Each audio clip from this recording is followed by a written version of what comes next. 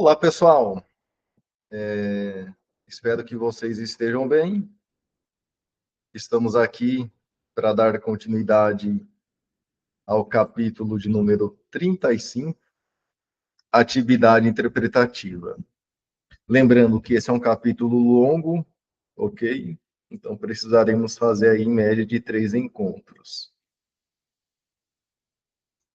Já vimos sobre o conceito. Para o Freud, a interpretação visava esclarecimento, descoberta de uma significação. Percebemos que a interpretação ela cabe ao campo interpessoal, que é o campo vincular, analista e analisando. O interpretar não é simplesmente decifrar um inconsciente reprimido ou recalcado. Na contemporaneidade, está para além disso, ok? Formação da interpretação na mente do analista.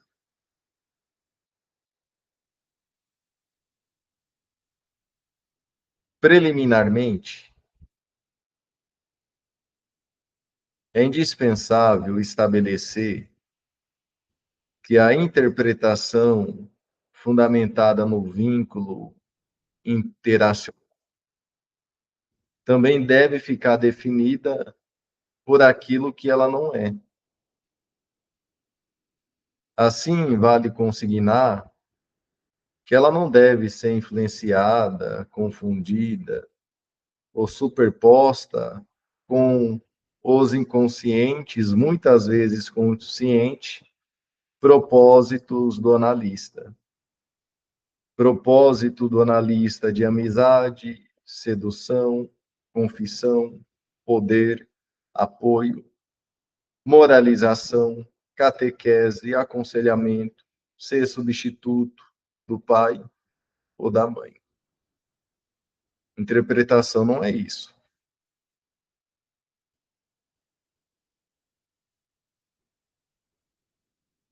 Deve ficar claro para nós o que é, assim como o que ela não é. E ela não é isso. Ela não é uma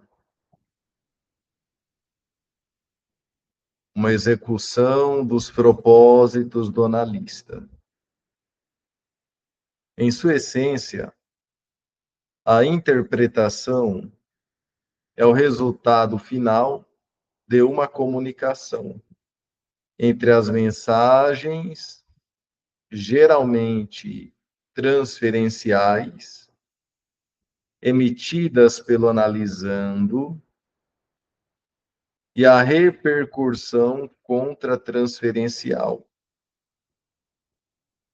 Então, a interpretação é o resultado final de uma comunicação entre as mensagens transferenciais emitidas pelo analisando e a repercussão contratransferencial. Aqui envolve o campo vincular, conceituado em um sentido genérico, que aquelas despertam no psicanalista em 3 tempos. O tempo o tempo de uma acolhida, o tempo de transformação e depois a devolução. Então, preciso acolher o que sinto, o que o meu paciente me diz, como ele me vê, em qual lugar ele me coloca, o que ele espera de mim. Preciso transformar isso, processar, para poder devolver, sob formulações verbais.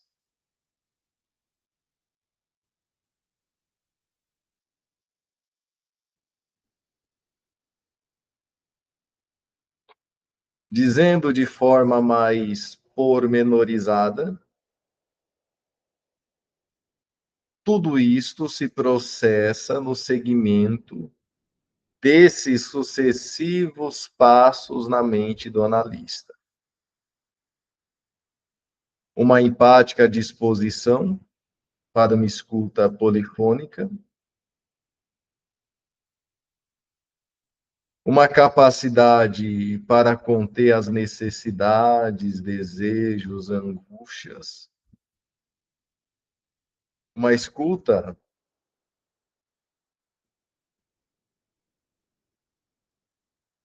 que compreende a variedade, tá?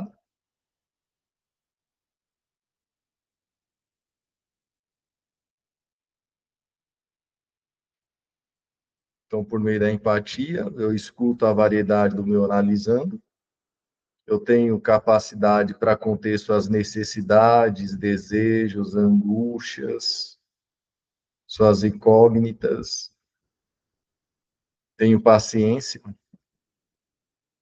para permitir uma ressonância, por vezes muito turbulenta,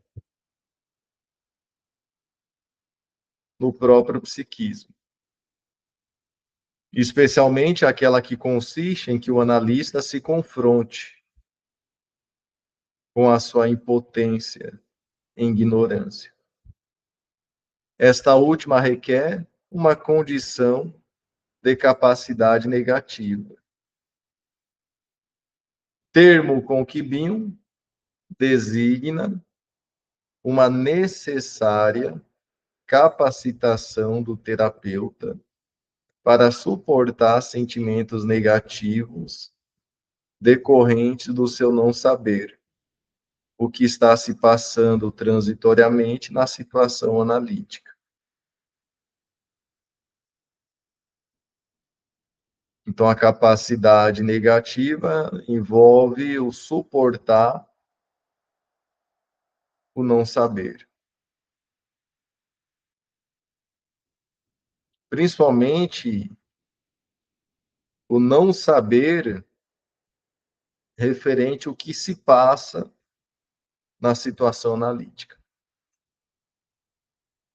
A capacidade para exercer uma função alfa que o possibilite processar a descodificação das identificações projetivas do paciente e as respectivas contra-identificações, de modo a possibilitar as ativas transformações de entendimento e de significado, até que o psicanalista perceba que ele está em condições de dar um nome às experiências emocionais que estão sendo vividas e revividas. Olha a profundidade, ok? Processar a descodificação das identificações projetivas do paciente e as respectivas contra-identificações. Para quê? Para possibilitar ativas transformações do entendimento e de significado. Até que o psicanalista perceba que ele está em condições de dar um nome às experiências emocionais que estão sendo vividas e revividas. Então, possibilitar a transformações no entendimento, no significado, nomear experiências vividas e revividas. A partir daí, o terapeuta pode dar o passo final, que é o de verbalizar. Verbalizar aquelas últimas com uma formulação que seja coerente com o momento particular de cada situação analítica. com seu estilo autêntico, na forma de interpretar e com propósito de promover a abertura de novos vértices de percepção e compreensão da mente do analisando, de forma a possibilitar uma visão multifocal. Então, o que é que o analista faz? Por meio da empatia, tem uma escuta polifônica, ele contém, é paciente.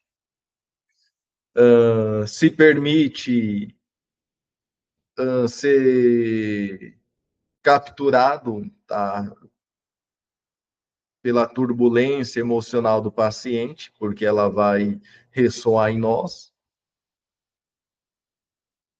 Suporta o não saber,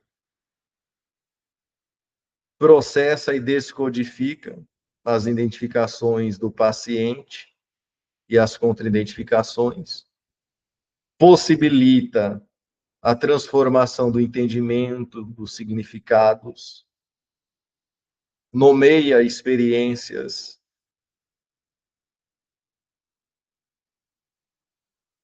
verbaliza aquilo que ele nomeou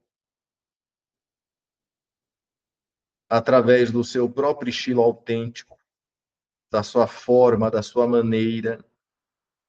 E quando ele faz isso, ele faz com um propósito. E qual o propósito? O propósito de conceder ao analisando uma abertura a novos vértices de percepção, de compreensão e uma visão multifocal também do que se passa. Também é necessário levar em conta alguns outros fatores importantes. Um deles é o que se refere ao surgimento espontâneo da intuição do analista, a qual, como ensina a etimologia, consiste em uma espécie de terceiro olho, in, dentro, tuere, olhar. Então, intuição é o terceiro olho, olhar, com olhar para dentro, ok? Olhar para dentro. Que, segundo Binho, é um elemento muito relevante na construção da interpretação. A intuição, que é um olhar para dentro, olhar para si, aquilo que ressoa, contribui para a elaboração da interpretação. Surge quando a mente do analista não está saturada pelo uso exclusivo dos seus órgãos dos sentidos, visão, audição, nem pela sua memória ativa e tampouco pelos seus desejos e ânsia de compreensão imediata. A mente do analista não pode estar saturada com suas memórias, com seus desejos, com sua ânsia. Aliás, a favor do surgimento da intuição. Bion recomendava aos analistas para que estes deixem livre a sua imaginação, a fim de promover a sua imagem em ação. Essa é a ideia do Bion.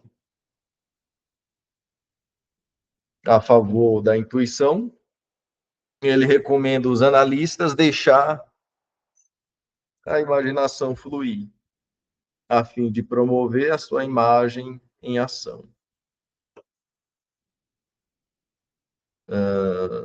Um segundo fator a considerar em relação à formação da interpretação consiste no fato de que um clima positivo no vínculo psicanalítico, que é a existência de uma aliança terapêutica, da empatia, do respeito, da paciência, do hold, independentemente se a situação psicanalítica estiver em transferência positiva ou negativa, costuma produzir o que venho preferindo denominar experiência emocional transformadora. Tanto porque ela define melhor a essência do processo analítico, como também para diferenciar da conhecida expressão experiência emocional cognitiva de Alexander, pelo fato de que esta última persiste impregnada com um significado pedagógico e superegóico. Então, a interpretação, ela conta com o clima positivo no vínculo. Esse clima positivo é constituído por uma aliança terapêutica, pela empatia, pelo respeito, pela paciência e pelo hold. E assim por diante. Independentemente se a situação psicanalítica estiver em transferência positiva ou negativa, ela costuma produzir uma experiência emocional transformadora. Por quê? Porque há isso aqui, há um vínculo positivo. O vínculo positivo, ele colabora com a interpretação, e a interpretação com a experiência emocional transformadora. Pelo contrário, a inclusão do termo transformadora alude ao fato de que as transformações operadas no psiquismo do analisando, além das clássicas interpretações produtoras de insight, da abertura de novos vértices afetivos, sentir, cognitivos, conhecer, e cogitativos, pensar, também se deve ao fato de que o analista, através do seu modelo real, de como ele pensa as experiências emocionais, enfrenta angústia, liga-se às verdades, enfim, o seu modo autêntico de ser está propiciando ao paciente a possibilidade de fazer algumas necessárias desidentificações e dessignificações,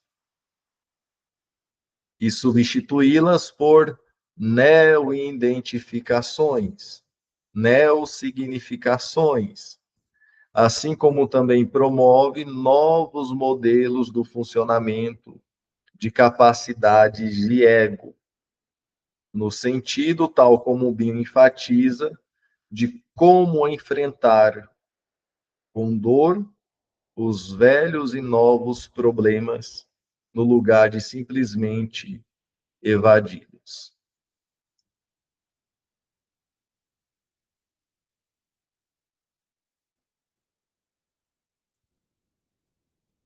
Estarei grifando. Então, perceba aqui que o analista ele precisa ser um exemplo de como enfrenta a angústia, de como se liga às verdades, de como pensa as experiências.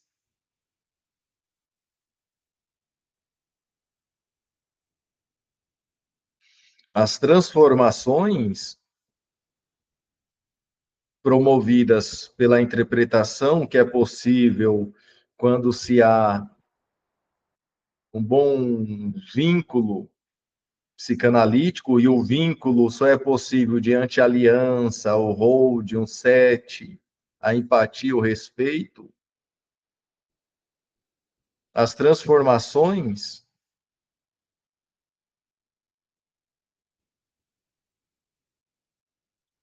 concede abertura para novos vértices de sentir, de conhecer, de pensar. Eu não conhecia, eu não sentia, eu não pensava assim. Eu percebo que eu amo, e por amar me afasto. Eu amo, e por amar cobro.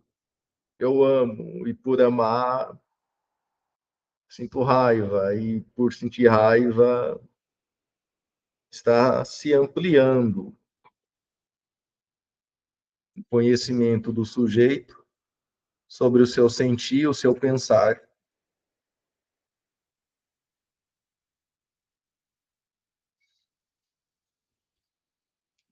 É importante que o analista seja autêntico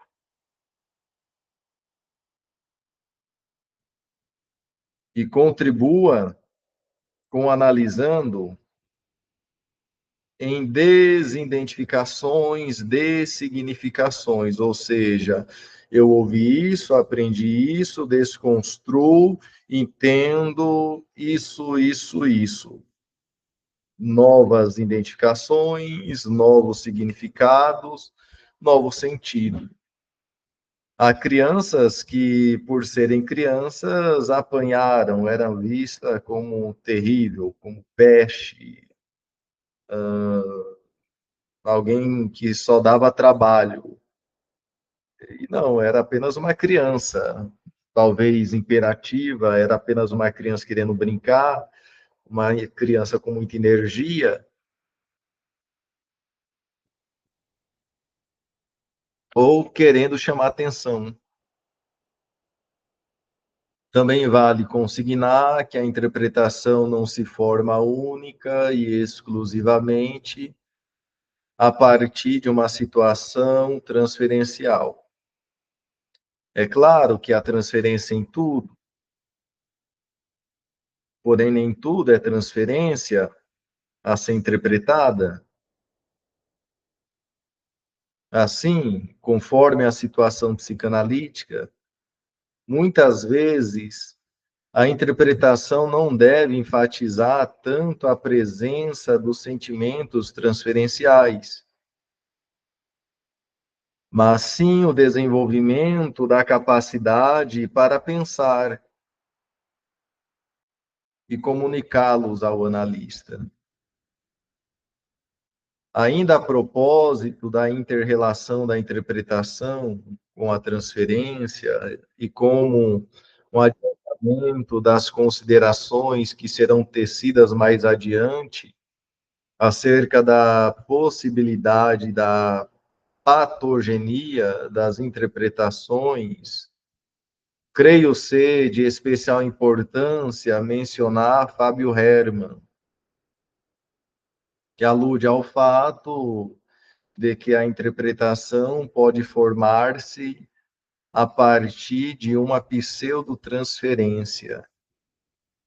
Nestes casos, afirma Herrmann, o uso sistemático das interpretações, saturadas com a estereotipia do significado selecionado pelo próprio analista, de acordo com a sua base ecolástica, funcionam como sugestão e doutrinação.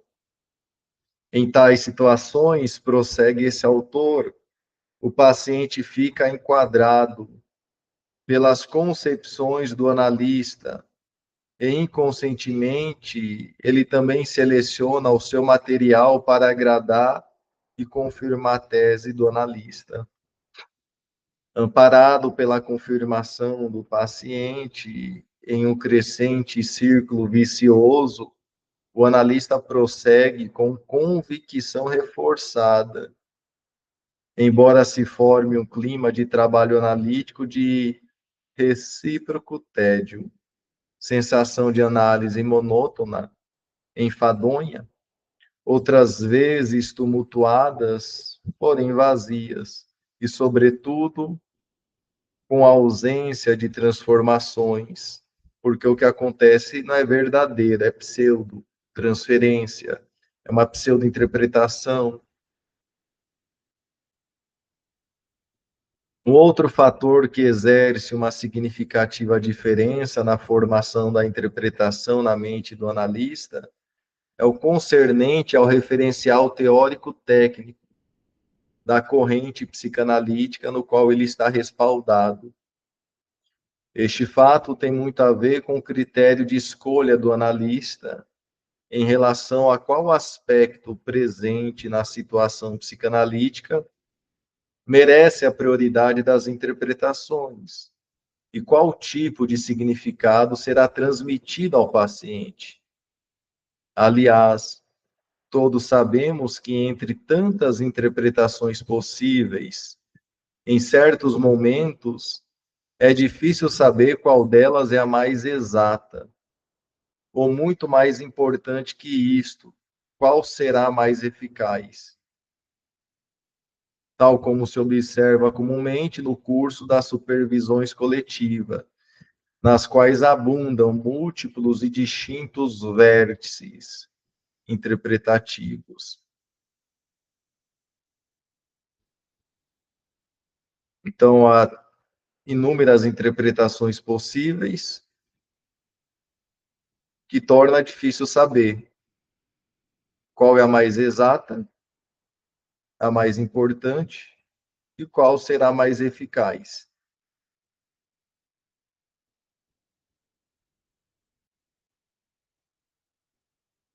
Assim, os analistas mais ligados às raízes freudianas ficarão mais atentos à livre associação da ideia do paciente, buscando reconhecer a presença das pulsões, sobretudo as manifestações do desejo,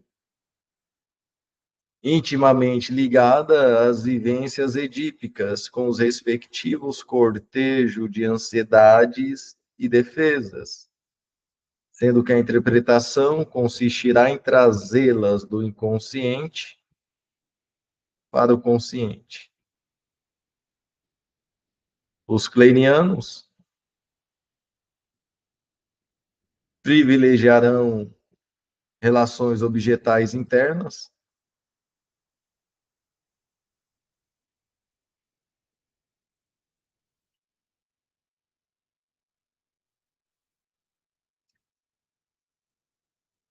com inevitável acompanhamento das fantasias inconscientes. Ansiedade de aniquilamento, decorrente da pulsão de morte, defesas primitivas, com as consequentes culpas, necessidade de reparação.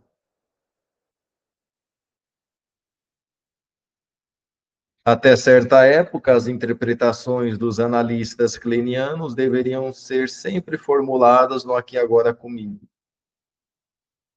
Privilegiavam aspectos sádicos destrutivos, eram dirigidas a objetos parciais, órgãos anatômicos, uma tentativa de contatuar com as arcaicas experiências emocionais.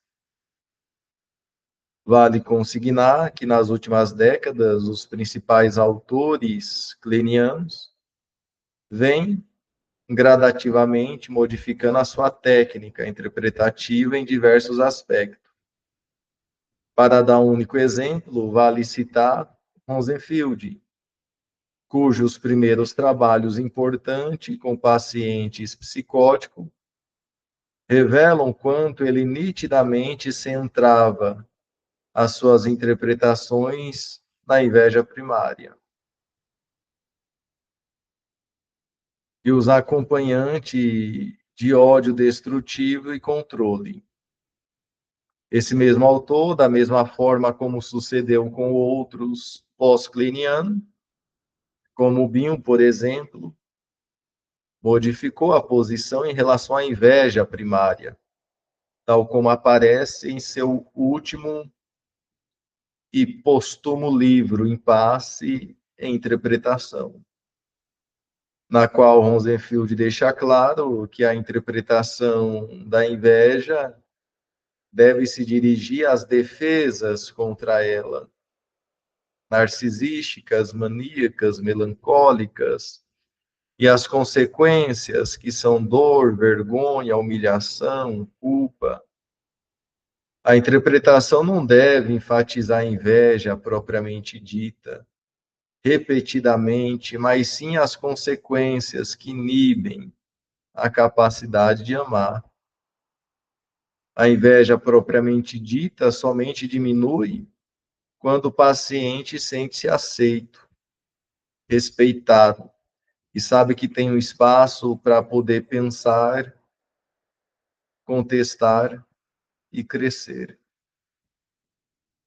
Da mesma forma, não for a natural limitação do espaço deste capítulo, seria interessante traçar um quadro comparativo relativo aos critérios de escolhas de conteúdos, formas e finalidades das interpretações por parte dos seguidores das principais correntes psicanalíticas, vigente e respectivas, liderada pelos grandes pensadores que foram Freud, Clay, os psicólogos do ego, de Hartmann, Marley, Kohut, Lacan, Winnicott, Binho. Uma vez formada a interpretação na mente do analista, surgem inúmeras outras questões, como aquelas que foram interrogadas no início, que foram interrogadas no início deste capítulo, e que fundamentalmente dizem respeito à sua função de comunicação vinculadora com o paciente.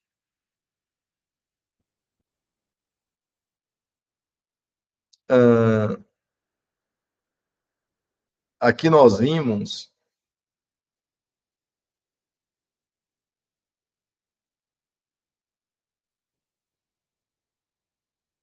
uma evolução da interpretação e como formulá-la. Freud olha para a pulsão, desejo, defesa, Melanie Klein, relações objetais, defesas primitivas, as posições, há inúmeras possibilidades interpretativas, a depender do conhecimento teórico, técnico e o estilo também. Estarei fazendo uma pausa e voltaremos com alguns questionamentos.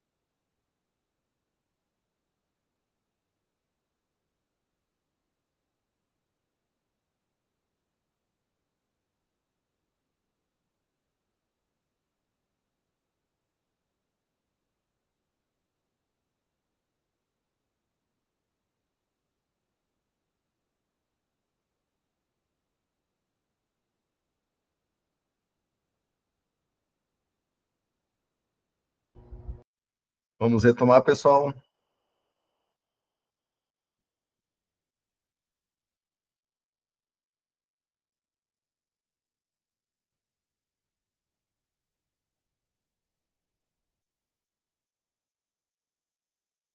Alguns questionamentos relativos à interpretação.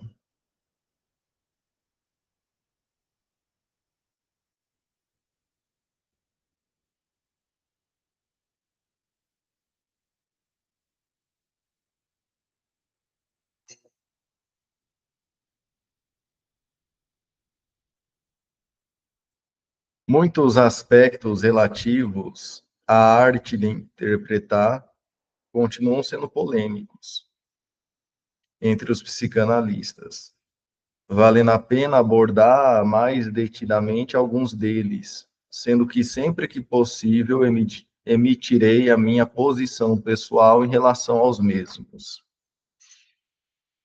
Interpretação superficial e profunda. Comumente existe, por parte dos psicanalistas, um certo juízo pejorativo ao que se denomina interpretação superficial. E, inversamente, uma respeitosa admiração pela profunda. Em meu modo de entender, essa última não deve ser medida unicamente pelo grau de profundidade das evolutivas camadas primitivas da mente, que a interpretação pretendeu atingir.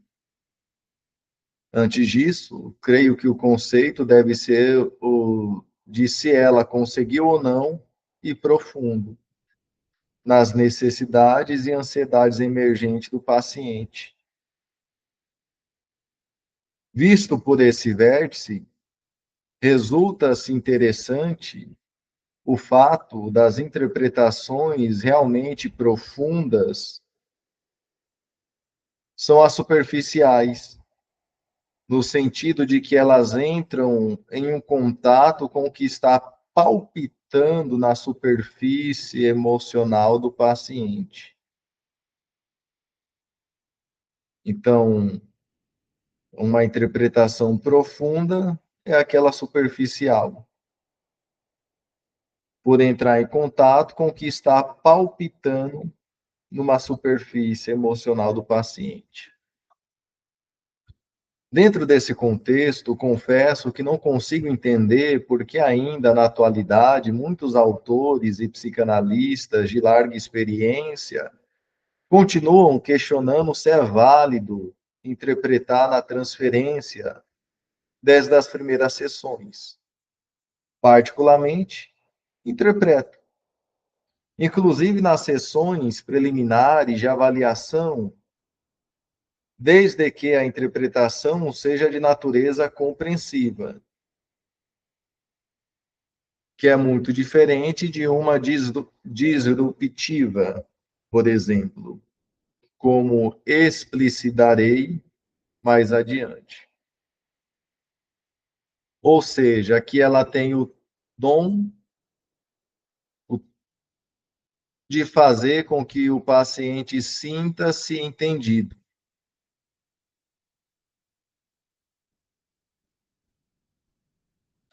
Assim, aliviando as suas fortes ansiedades e promovendo a semeadura de uma necessária aliança terapêutica.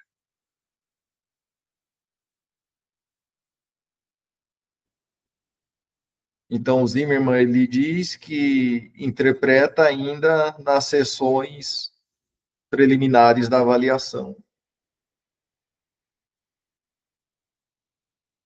Um exemplo banal disto, na entrevista inicial de avaliação, uma senhora deprimida que buscava tratamento, enquanto relatava os seus principais motivos, repisava com frequência o quanto ela tem procurado por pessoas que sejam amigas de verdade. Porém, que mais cedo ou mais tarde, ela tem sido enganada por todos que se fazem de bonzinho, mas que sempre abandonam depois de a explorarem. Eu pergunto se algum de nós contesta que essa paciente está pedindo, embora de forma inconsciente, para ser compreendida, interpretada. Quanto à sua expectativa de que ela encontre no analista uma pessoa amiga, prestimosa, ao mesmo tempo em que ela está muito assustada e angustiada diante da perspectiva que venha a sofrer um novo fracasso afetivo.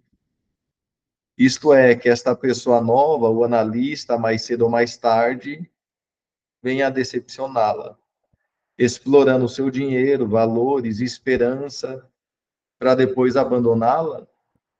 Exemplos assim são diuturnos infinitos. O importante é não confundir interpretação superficial com supérflua. Esta última, significada com o sentido de inócua, estereotipada ou tautológica, isto é, o terapeuta repetir a mesma coisa que o paciente disse, embora o faça com outras palavras.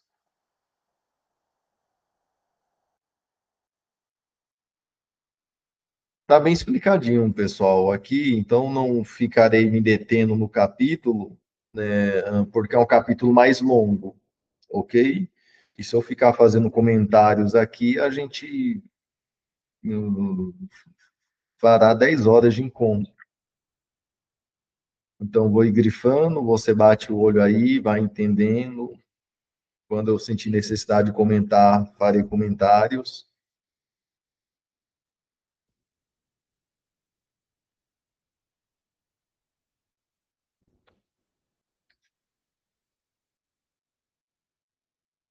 Conteúdo ou defesa? Então, aqui o que nós acabamos de ver é que não é fácil saber o que é superficial e profunda, ok? Conteúdo ou defesa? Outro questionamento correlato ao anterior é se as interpretações devem ser dirigidas ao conteúdo, ou seja, as pulsões, fantasias ou as defesas, que constituem as diversas modalidades resistenciais.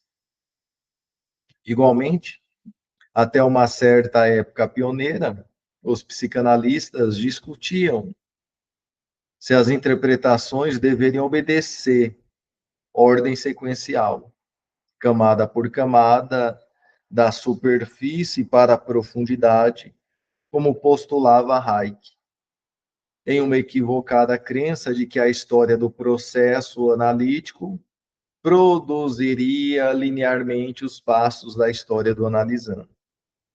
Não me parece que restem dúvidas entre os psicanalistas da atualidade em relação a tais aspectos e a outros equivalentes, porquanto prevalece um consenso geral de que tudo ocorre simultaneamente. Eu interpreto conteúdo, interpreto defesas simultaneamente.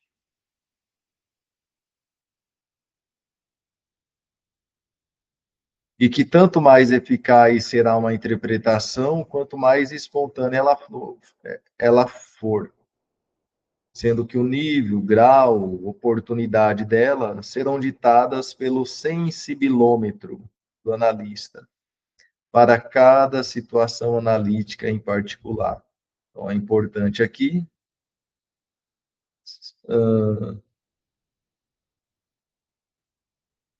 a espontaneidade.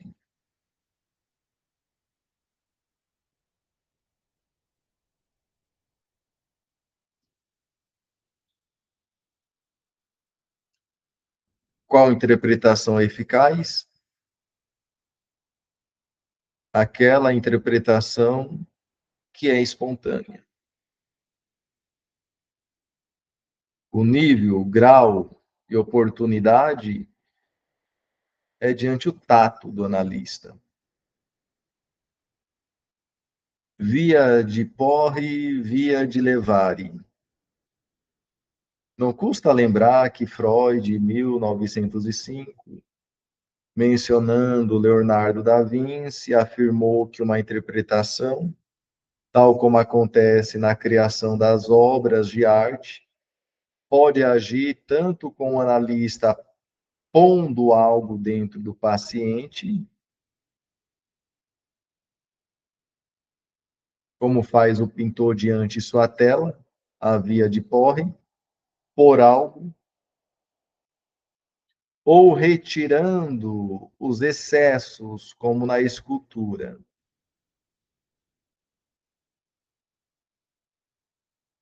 A retirada é a via de levare. Via de Porre, o analista põe. Via de levare, o analista tira.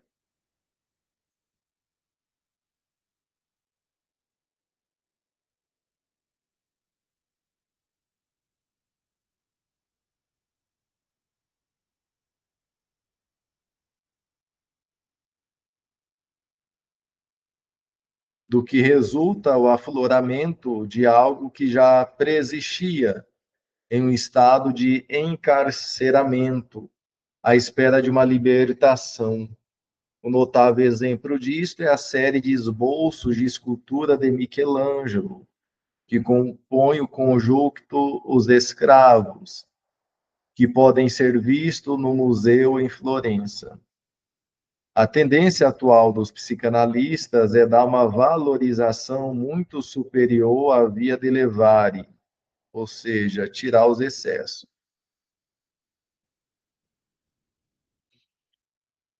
Com o que eu concordo, desde que fique claro que nem sempre por algo é o mesmo que sugestionabilidade ativa ou alguma forma de imposição na mente do paciente.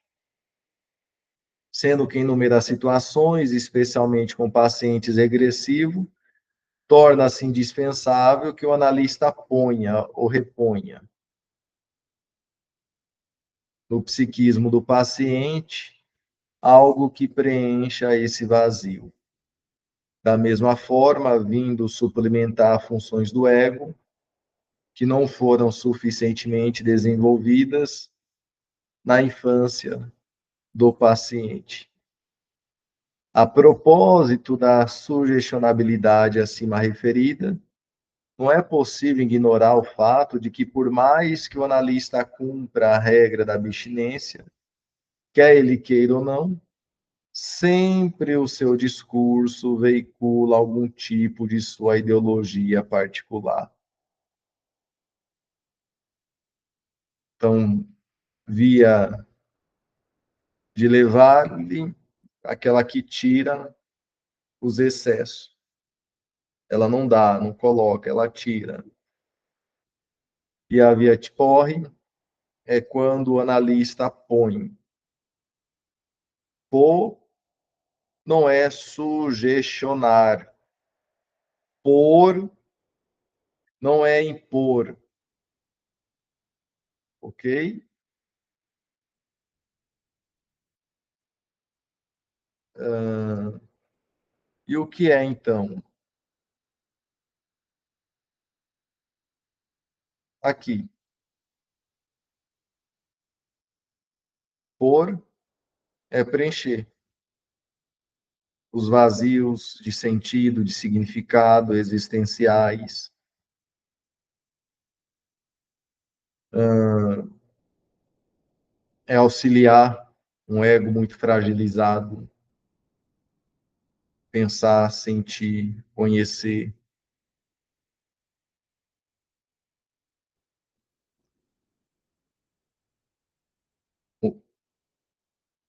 20 segundos e partiremos para o próximo ponto, próxima pergunta.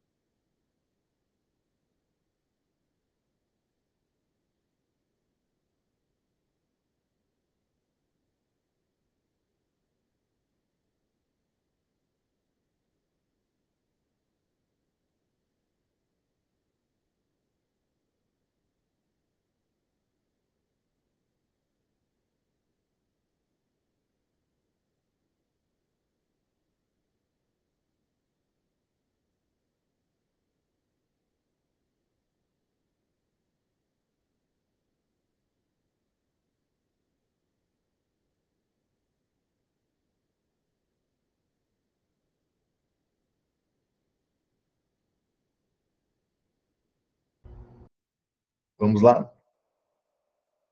Tomando minha água. Via de levare, tira. Via de porre, põe. Preenche. Suplementa. Não é uma suplência, é suplemento. É um suplemento. É algo que o jeito precisa. Vale a inclusão de parâmetros? Esta questão alude à polêmica entre muitos autores quanto à validade ou não de que, indo além das interpretações clássicas, o analista também permita a inclusão de alguns parâmetros na conceituação psicanalítica empregada por Eisler, como é o caso dele responder diretamente a certas perguntas do analisando, prestar algumas informações, por exemplo, indicar nomes de médicos, advogados, fazer algumas modificações no enquadre e, principalmente, trabalhar com a extratransferência, com a inclusão de outras pessoas no contexto da interpretação. Pessoalmente, mantenho a coerência com as mesmas posições anteriores, isto é, não vejo inconveniente nenhuma desta prática, desde que o terapeuta esteja bem seguro da preservação do seu lugar e papel de psicanalista, e consiga, portanto, discriminar a possibilidade que os parâmetros estejam patogenicamente a serviço de atuações e contra-atuações. Então, sobre indicar médicos, advogados, responder perguntas, para o Zimmermann, não há nenhum inconveniente nisso, desde que, está aqui,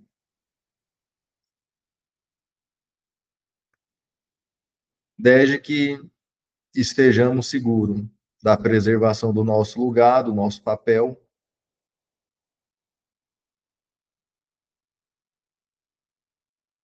ok? Claro que pode vir atuações e contra-atuações, precisamos estar cientes, mas estamos em uma clínica contemporânea. Precisamos encaminhar, lembra do por aqui, de porre? Interpretar sistematicamente no aqui e agora comigo? Esta é uma questão altamente controvertida entre os psicanalistas. E pela sua importância mais adiante no subtítulo Interpretação e Transferência, farei considerações mais amplas e explícitas.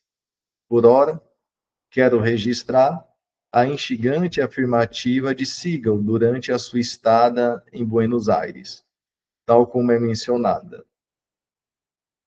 Ela combateu esta postura interpretativa e teria afirmado que a insistência em interpretar exclusivamente em termos da situação transferencial, o que faz, no fim das contas, é satisfazer o narcisismo do analista e criar uma situação de megalomania, onde o analista é tudo para o paciente, quando, na realidade, ele está simplesmente refletindo um objeto que vem do passado.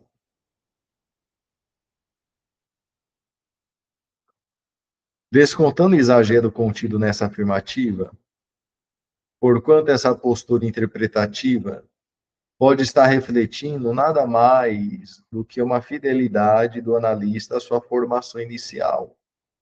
Concordo integralmente com o Green, que afirma o fato de que o uso exclusivo desse tipo de interpretação sistemática torna a análise um processo terrivelmente empobrecedor.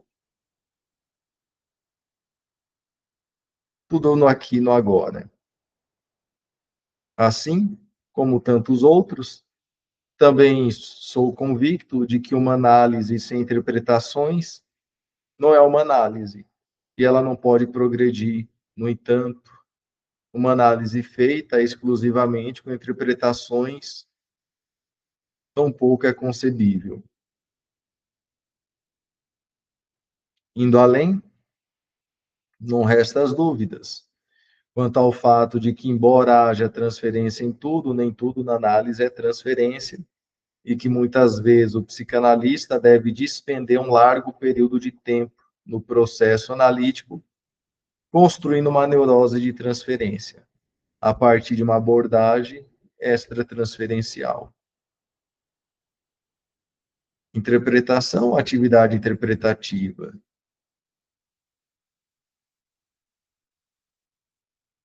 Creio ser útil estabelecer uma diferença entre a interpretação propriamente dita e a atividade interpretativa. A primeira consiste no tipo de interpretação clássica que se destina a tornar consciente o inconsciente, com as respectivas pulsões, ansiedade, defesa, que estão sendo produzidas transferencialmente no campo analítico.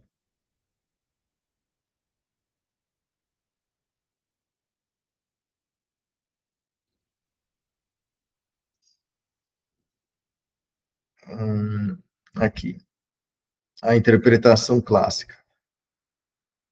A interpretação clássica, que é a interpretação propriamente dita, torna consciente o inconsciente, as pulsões, as ansiedades, as defesas.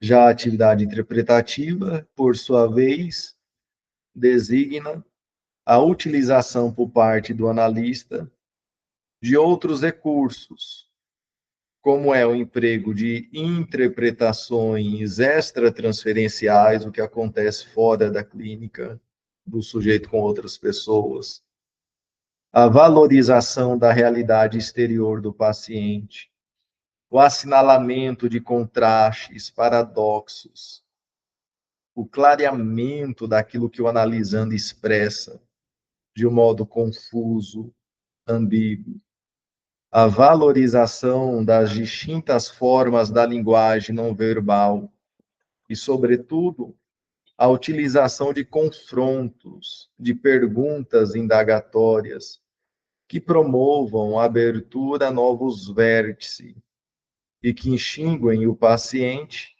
ao exercício da capacidade de pensar,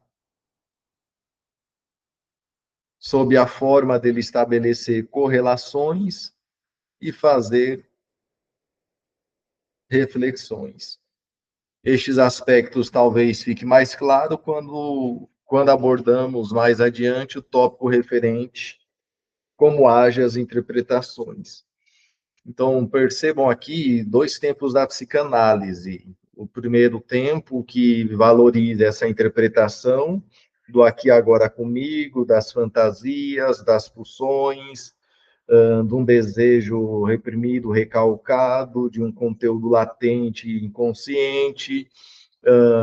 Essa interpretação é o que o Zimmermann chama de interpretação propriamente dita, ok? E a atividade interpretativa, ela vai promover a abertura de novos vértices. Ela está para além da psicanálise ortodoxa e clássica.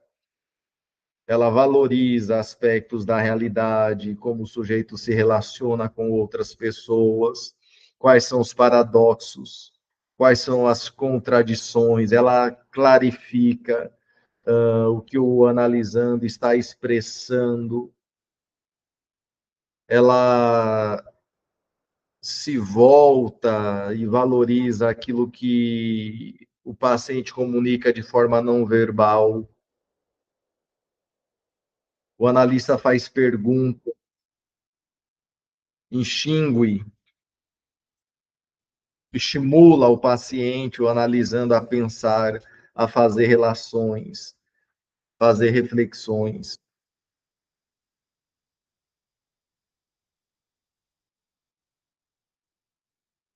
Tem relevância a pessoa real do psicanalista?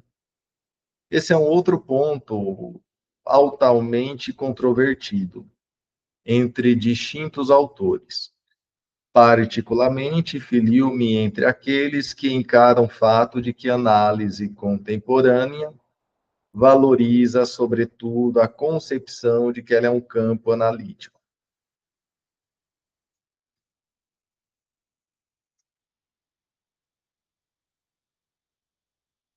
Filio-me entre aqueles que encaram o fato de que a análise contemporânea valoriza a concepção que ela é um campo analítico, tal como foi descrito pelo casal Baranger, e como tal implica em uma permanente interação de vincularidade entre analista e analisando. Portanto, o papel do psicanalista deixou de ser o de um privilegiado observador, mas sim, ele é um ativo participante e um agente de modificações do referido campo analítico. Dentro dessa linha de concepção, admite-se que o próprio aporte de material por parte do paciente, assim como as suas manifestações resistenciais e transferenciais, podem estar sendo fortemente induzidos pela influência da ideologia do analista, pela sua realidade psíquica e pela maneira real dele ser. Então, o próprio aporte de material por parte do paciente, assim como as manifestações resistenciais, transferenciais, podem estar sendo fortemente induzidas pela ideologia do analista, pela sua realidade e pela sua maneira de ser. De tal sorte que teremos que concluir que a pessoa do analista não pode ficar reduzido unicamente à condição de um representante do mundo, dos objetos internos do analisando.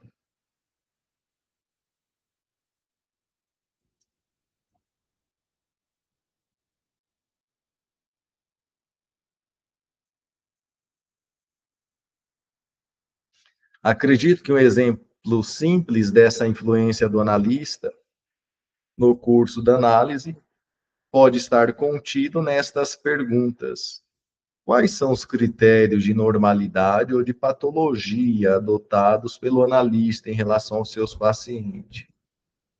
Ou ainda,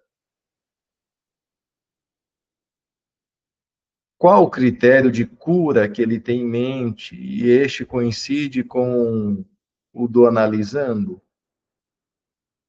Assim, acredito que uma bem colocada pergunta do analista pode funcionar como uma interpretação, enquanto, em contrapartida, uma clássica interpretação formal, especialmente quando formulada em um automático transferencialismo, ou com um ranço tautológico, repetição daquilo que o paciente já dissera com as suas próprias palavras, ou ainda como um sistemático reducionismo às suas premissas teóricos técnicas, podem ter como resultado não mais do que uma intelectualização, doutrinação ou outras formas igualmente estéreis do ponto de vista de promoção das mudanças psicanalíticas.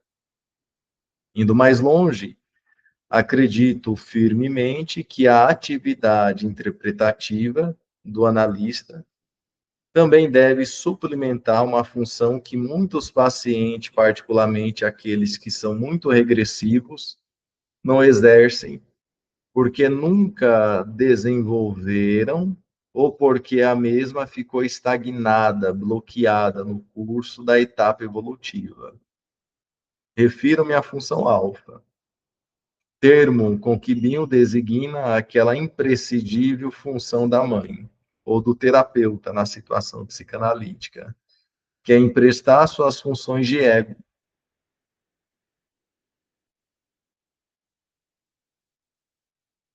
A função alfa é emprestar funções de ego, de perceber, conhecer, pensar, discriminar, significar, nomear, durante algum tempo, até que a criança ou o paciente tenha condições de utilizá-las de forma autônoma.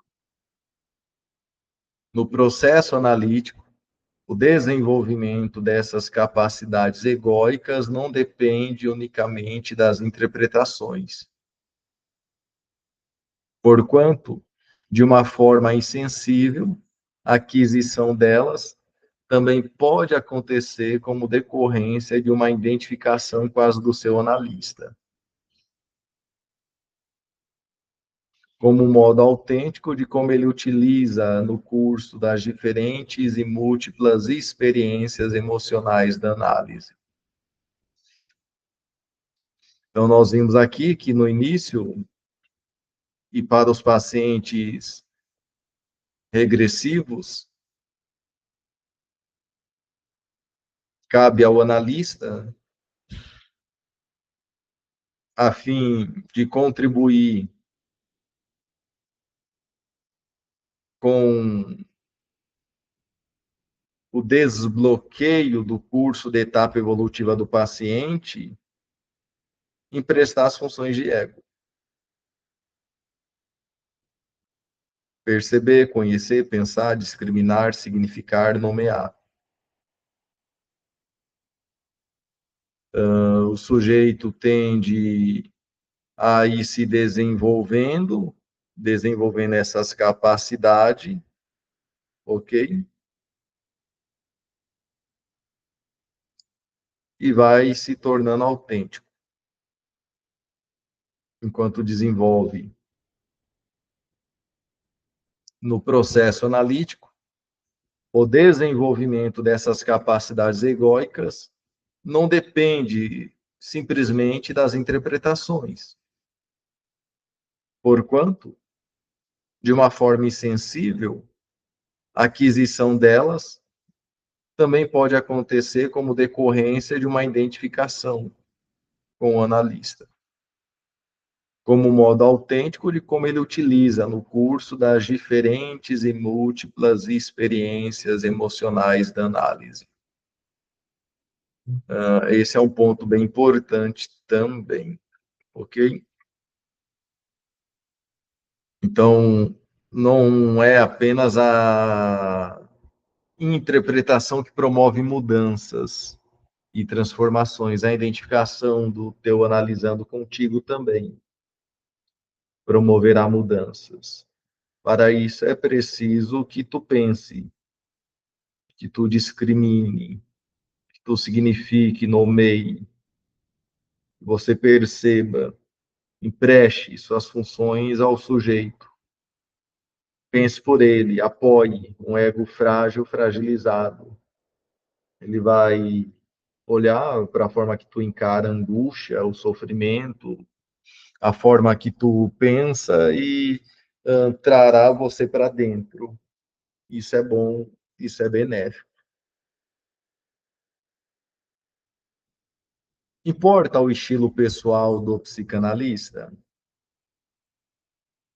Como consideração inicial, é útil lembrar a frase de Buffon, de que o estilo é o homem, o que nos dá uma medida da importância desse aspecto. Igualmente, vale consignar que cada analista deve manter-se fiel ao seu estilo peculiar, que varia de um para o outro. Algum de nós seria mais silencioso, outro mais locais, um mais curto, seco nas suas formulações, outro mais espirituoso, talvez empregue figuras de metáforas e assim por diante, em um número de combinações quase que infinita. O que importa é o fato de que a técnica é que deve manter inalterada nos seus princípios básicos, independentemente da variação dos estilos. Então, temos estilos, e os nossos estilos não devem sobrepor a técnica. Aliás, entendo ser perfeitamente válido que a formulação das interpretações seja temperada com imagens metafóricas, uma vez como assegurou Freud, o pensar em imagem está muito mais perto dos processos inconscientes do que pensar em palavras, já que o pensamento em imagens é mais antigo e essencial na infância. No entanto, não custa alertar que determinados estilos interpretativos podem exercer um efeito nocivo ao livre curso do processo analítico e se constituírem em erros técnicos, podendo inclusive exercer resultado patogênico. Dentre este último, cabe registrar aqueles estilos de natureza superegóica. São interpretações disfarçadamente, estão sempre veiculando acusações, cobranças, expectativas a serem cumpridas. Interpretações pedagógicas, às vezes, constituem como verdadeiras aulinhas doutrinárias, pelo uso de uma retórica que é a arte de convencer aos outros, e com o possível vício de um analista querer confirmar ou demonstrar que a sua interpretação está correta, deslumbradora, de ocorrência frequente nas formulações de analistas excessivamente narcisistas, que estão interessados em brilhar com o Bindiri do que propriamente no Dirivai, com um provável risco de um analista deslumbrar, tirar a luz do seu paciente.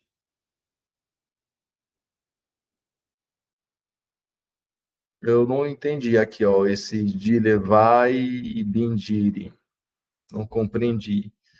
Mas é um analista querendo fazer algo fantástico, ok?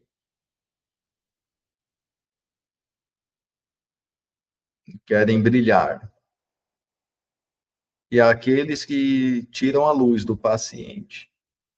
Dentre tantos outros mais estilos prejudiciais, vale destacar o que costumo denominar ping-pong, pelo fato de que o analista mantém com seu analisando um bate e rebate, de tal sorte que não se forme espaço para silêncio, os quais são necessários, entre outras razões, para que o psicanalista exerça a sua função de continente, igualmente para que o paciente exerça o pensamento.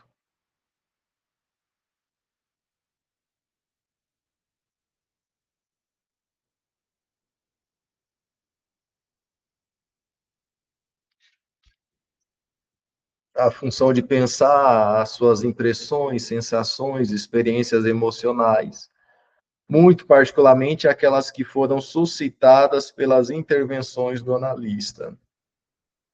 Igualmente, pode esterilizar a eficácia de uma interpretação, o estilo além disso, que muitos analistas empregam após terem formulado adequadamente a interpretação essencial, de modo a prosseguirem acrescentando mais e mais aspectos que acabam diluindo aquela que já era suficiente.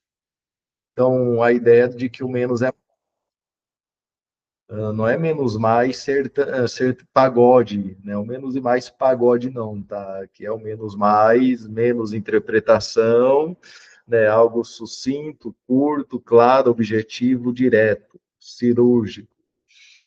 Mas nós queremos ficar construindo, construindo, construindo. O sujeito se perde em nossa fala.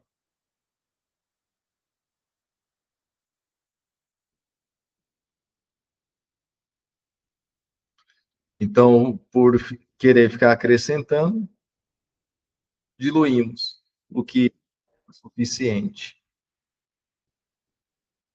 É claro que muitos outros prejudiciais estilos de interpretar poderiam ser acrescentados. Quais são os elementos essenciais de uma interpretação? Como elas agem? De forma sumarizada, pode-se dizer que 5 são os elementos essenciais de uma interpretação, sendo que, de alguma forma, eles são sempre presentes e vinculados entre si. São eles: conteúdo, a forma, a oportunidade, a finalidade e o destino. Esses são os elementos da interpretação: conteúdo, forma, oportunidade, finalidade e o destino das interpretações da mente, do nosso analisando. Em relação ao conteúdo, já frisamos antes, o importante é que ele seja fruto de sucessivas transformações, que as mensagens verbais, pré-verbais vão produzindo na mente do analista, até que ele encontre a nomeação necessária. Ou seja, as mensagens verbais e não verbais produzem na mente do analista um conteúdo que está em transformações até nós conseguirmos nomear isso. Não custa enfatizar o fato de que o conteúdo que ele seleciona para a sua interpretação, dentre de tantas outras possibilidades, está intimamente conectada com seu tipo de escuta, daquilo que o paciente está emitindo e que provoca ressonâncias em sua realidade. Essa afirmativa deve ser complementada com a interessante postulação da psicanalista francesa Feyberg, quanto à importância por parte do analista de como ele escuta a escuta do analisando. Agora a forma.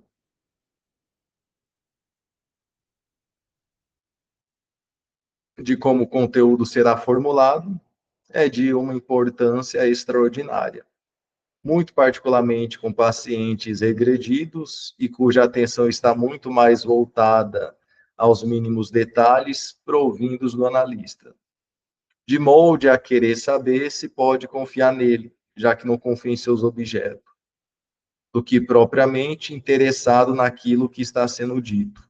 Então, pacientes regredidos querem confiar, é a confiabilidade e não a interpretação.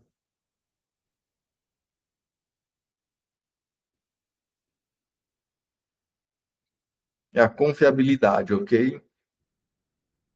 Uma analogia que me parece válida é a de comparar esta situação com a de uma mãe que está amamentando o seu bebê, sendo que tão importante como o leite é a forma de como ela o segura, que ela olha. A ideia do manejo do Winnicott aqui, tá? Eu já comentei com vocês em outros momentos sobre interpretação e manejo. Perceba que a forma envolve manejo. Às vezes o paciente precisa confiar em mim. Deixa eu reformular. O paciente precisa confiar em mim, em ti, em nós terapeutas. Então não é simplesmente o que eu vou interpretar, o que eu irei entregar, dizer. É a confiança que se tem. Como diz o Zimmermann, não é apenas o leite para o bebê. É a forma como a mãe segura, balança, olha. Não é somente como não é somente a interpretação em si, é o que acompanha. Ainda em relação à forma de o analista interpretar, é imprescindível enfatizar a importância da voz, com as respectivas tonalidades, modulações vocais, sendo que alguns autores chegam a considerar a voz do analista como uma espécie de objeto transicional entre aquele que fala e aquele que ouve, quando ambos estão em um vínculo de unidade diática. Da mesma maneira, vale lembrar que as considerações tecidas a respeito do estilo interpretativo fazem parte inerente do que estamos particularizando com a forma de interpretar.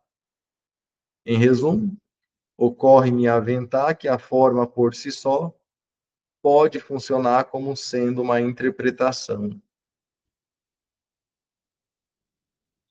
Agora, oportunidade. Vimos aqui da voz, do estilo, ok? A confiabilidade, o jeito, a oportunidade. Do ato interpretativo consciente, a oportunidade do ato interpretativo consiste naquilo que todos aprendemos como sendo um timing, o qual deve ser derivado de um estado mental do analista, que venho chamando de bússola empática, que se estiver sintonizada com o estado mental do analisando, constitui-se talvez no elemento mais importante relativo ao fato de que nem sempre uma interpretação correta é eficaz e vice-versa. Eu preciso estar conectado no tempo, respeitar o tempo do meu paciente. Esse é o tempo. Espero, ok? Preciso esperar mais. Isso é sintonia. Isso é conexão, identificação primária, ok? Eu preciso pensar, não elaborei. Há pacientes que eu preciso elaborar mais, dar mais mastigado, ok? Há outros que não. Ele pode pensar aquilo comigo, me ajudar a elaborar melhor aquilo. Em relação aos outros dois itens, finalidade e destino das interpretações, pela sua relevância e pelo fato de que nem sempre parece-me a literatura dá o necessário destaque, justifico a abertura de subtítulos específicos. Então, o próximo capítulo, ou melhor, a próxima parte, será finalidades da atividade interpretativa. Estarei encerrando por aqui, e o próximo encontro estaremos encerrando, ok? E partindo da finalidade da atividade interpretativa. Desejo que todos fiquem bem e até o próximo encontro.